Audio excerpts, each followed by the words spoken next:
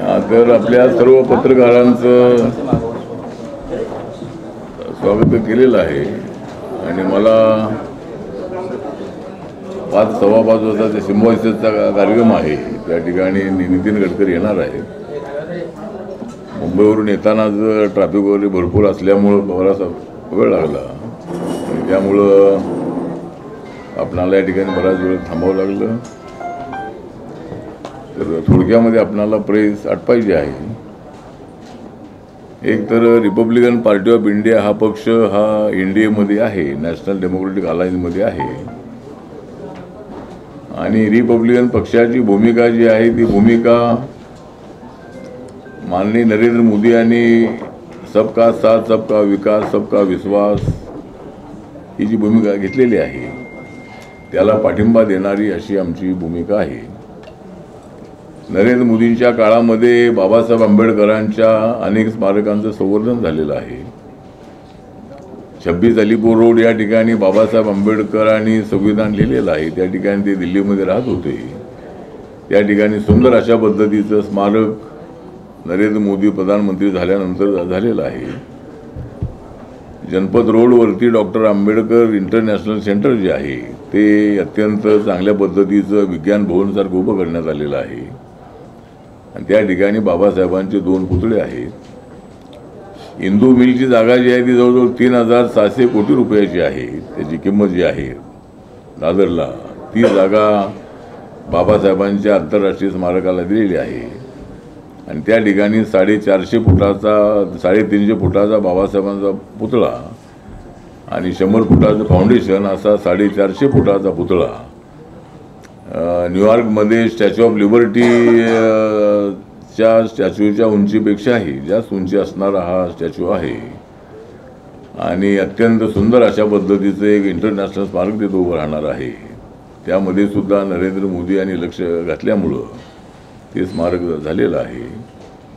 अशा पद्धतीने अनेक जी कामं आहेत ती कामं पूर्ण झालेली आहेत आणि देशाचं संविधान हे बदलणार आहेत अशा पद्धतीच्या अफवांवर विश्वास ठेवू नका.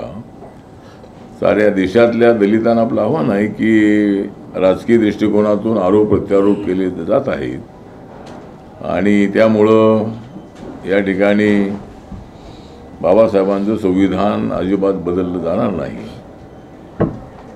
मणिपूरच्या संदर्भामध्ये जी चर्चा संसदेमध्ये व्हायला हवी होती ती चर्चा विरोधकांच्या गोंधळामुळे होऊ शकली नाही. पहिल्या दिवसापासून सरकारने त्या संबंधामधली चर्चा करण्याचं मान्य केलेलं होतं, परंतु त्या ठिकाणी चर्चा न होऊ देण्याचाच प्रयत्न विरोधकांचा होता आणि माननीय नरेंद्र मोदी यांनी लोकसभेमध्ये अविश्वास प्रस्तावाला उत्तर देत असताना मणिपूरच्या संबंधातली भूमिका स्पष्टपणे मांडलेली आहे. मणिपूरमध्ये लवकर शांतता प्रस्थापित व्हावी अपेक्षा व्यक्त केलेली आहे.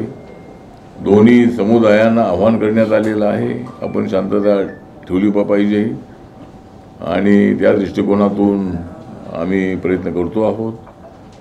अनेक महत्त्वाचे निर्णय जे आहेत ते निर्णय सरकारने 9 वर्षाच्या काळामध्ये घेतलेले आहेत. त्यामुळं 2024मध्ये रिपब्लिकन पक्ष हा NDA सोबत BJP सोबत राहणार आहे आणि देशभरामध्ये आम्हाला अत्यंत चांगलं यश मिळेल अशा पद्धतीची अपेक्षा आहे. एकतर पक्षाची बांधणी जी आहे ती बांधणी करण्यासाठी आम्ही निर्णय घेतलेला आहे की महाराष्ट्रामध्ये विभागीय लेवलला जे शिबिर आहे ती शिबिरं ठेवायची आणि कार्यकर्त्यांनी पुढच्या येणाऱ्या निवडणुकीसाठी कसं तयार राहिलं पाहिजे. आपला पक्ष जो आहे या सर्व जाती धर्माच्या लोकांपर्यंत कसा पोचवला पाहिजे, कोणते कार्यक्रम हातामध्ये घेतले पाहिजे, कार्यकर्ता कसा अत्यंत ॲक्टिव्ह आणि चांगला असला पाहिजे, आपल्यावर कोणी आरोप करतील अशा पद्धतीची कामं त्यांनी करता कामा नयेत अशा पद्धतीचं मार्गदर्शन करण्यासाठी शिबिर आयोजित करण्यात आलेले आहेत. 21 तारखेला मुंबईचं जे शिबिर आहे ते रंगशारदा या ठिकाणी ठेवण्यात आलेलं आहे. त्यानंतर 22 तारखेला 21 ऑगस्टला मुंबईचं शिबिर आहे. 22 तारखेला यवतमाळमध्ये विदर्भाचं शिबिर आहे. त्यानंतर 27 तारखेला पश्चिम महाराष्ट्राचं शिबिर जे आहे ते साताऱ्यामध्ये यशवंतराव चव्हाण सभागृह आहेत त्या ठिकाणी ठेवण्यात आलेलं आहे. त्यानंतर 28 तारखेला भिवंडीमध्ये ठाणे जिल्ह्याचं शिबिर ठेवलेलं आहे. 30 तारखेला जालना या ठिकाणी मराठवाड्याचं शिबिर ठेवलेलं आहे. 31 तारखेला उत्तर महाराष्ट्राचं जळगावमध्ये शिबिर ठेवलेलं आहे. अशा पद्धतीनं सर्व कार्यकर्त्यांना ॲक्टिवेट करण्यासाठी आपण प्रयत्न करतो आहोत आणि येणाऱ्या लोकसभेच्या निवडणुकीमध्ये रिपब्लिकन पक्षाला 2 जागा मिळाव्यात अशा पद्धतीची आमची अपेक्षा आहे. जर RPIच्या 2 जागा निवडून आल्या तर पक्षाला या ठिकाणी रेकग्नाइज मिळेल. नागालँडमध्ये RPIचे 2 आमदार निवडून आल्यामुळं नागालँडमध्ये आमच्या पक्षाला मान्यता मिळालेली आहे. अशा पद्धतीनं महाराष्ट्रामध्ये आम्हाला मान्यता मिळावी अशी अपेक्षा आहे आणि त्यासाठी मी माननीय JP नड्डा यांच्याशी चर्चा केलेली आहे. माननीय देवेंद्र फडणवीस यांच्याशी चर्चा करणार आहे. माननीय मुख्यमंत्री एकनाथ शिंदे जे आहेत, त्यानंतर दादा आहेत, अजित दादा आहेत, त्यांच्याशी चर्चा करणार आहे आणि येणारी जी निवडणूक आहे लोकसभेची त्या निवडणुकीमध्ये आमच्या महायुतीला NDAला जवळजवळ 40पेक्षा जास्त जागा मिळतील अशी आपली अपेक्षा आहे आणि रिपब्लिकन पक्ष ताकदीनं महायुतीच्या पाठीमागे उभा राहणार आहे आणि त्या पद्धतीनं जे आता हे 3 पक्ष एकत्रित आलेले आहेत आणि RPI हाही पक्ष त्यांच्यासोबत आहे त्यामुळं आम्हाला अत्यंत चांगल्या पद्धतीची खात्री आहे. काय विचार 1-2 प्रश्न कोणाला असतील तर. आठवडे साहेब, तुम्ही आता सांगितलं तुम्ही 2 जागा लढणार आहे तुमच्या दिल्लीच्या कार्यकारिणीत, राष्ट्रीय कार्यकारिणीत तसा तुम्ही ठराव पण केलाय.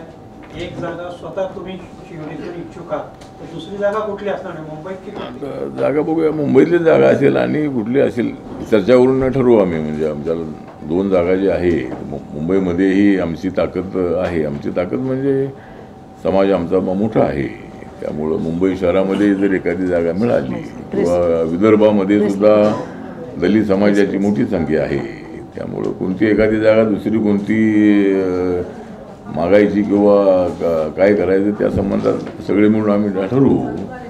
जर 2 जागा मिळाल्या तर RPIला चांगल्या पद्धतीचं यश मिळेल अशी आम्हाला अपेक्षा आहे आणि शिर्डीमध्ये पाहूया. आता त्या ठिकाणी माननीय सदाशिव लोखंडे तिथले सिटिंग खासदार आहेत. माझी राज्यसभा 2026 पर्यंत आहे पण मी 2009 मध्ये त्या ठिकाणी मी हरलो होतो. त्यामुळं जर मला संधी मिळाली तर मी माननीय मोदींच्या सरकारमध्ये मंत्री आहे. त्याचा फायदा शिर्डी विधानसभा क्षेत्राला, नगर जिल्ह्याला चांगला होऊ शकेल. त्यामुळं जर मला तशी संधी मिळाली तर मी त्याची इच्छा व्यक्त केलेली आहे. तर पाहूया चर्चा करून काय होतंय ते पण पाहूया. का लोकसभेच्या अगोदर महापालिकेची निवडणूक होईल तर भाजपकडे किती जागा पिंपरी चिंचवडमध्ये तुम्ही मागणार आहे? हां, तर आता लोकसभेच्या अगोदर महानगरपालिका ज्या आहेत, महानगरपालिका, जिल्हा परिषदा, पंचायत समिती यांच्या निवडणुका कधी होतील आता कोर्टाच्या निर्णयावर अवलंबून आहे.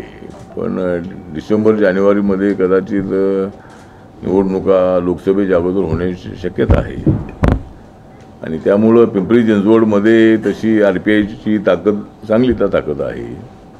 त्यामुळे एक चर्चेसाठी 14-15 जागा मागू. त्याच्यामधल्या किती जागा जर आम्हाला एक 7-8 जागा मिळाल्या तर अनेक कार्यकर्ते जे आहेत त्यांना संधी मिळेल. माझ्यासोबत अनेक वर्षापासून काम करणारे अनेक कार्यकर्ते आहेत. त्यांना पॉलिटिकली काही मिळालं नाही तरी एक सोशल मुवमेंट म्हणून, माझ्या नेतृत्वावर विश्वास म्हणून ते माझ्या खांद्याला खांदा लावून ते माझ्यासोबत लढत आहेत आणि त्यामुळंच या सगळ्या कार्यकर्त्यांमुळंच मला मंत्रिपदापर्यंत जाण्याची संधी मिळालेली आहे. त्यामुळं त्या कार्यकर्त्यांना सत्ता मिळावी अशी आपली अपेक्षा आहे आणि त्यासाठी नक्की मी प्रयत्न करणार आहे.